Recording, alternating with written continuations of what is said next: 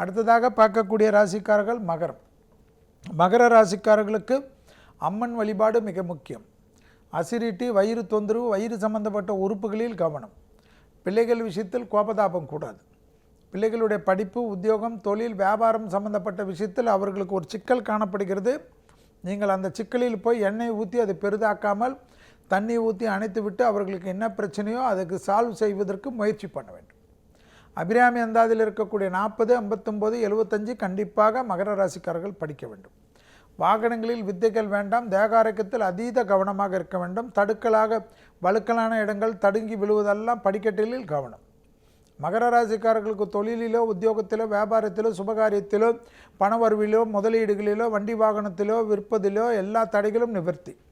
குடும்பத்தில் டக்கு டக்கென்று அதிகமாக சுபகாரியம் நடக்கக்கூடிய வீடே மகர ராசிக்காரர்கள் இருந்தால் நடக்கும்.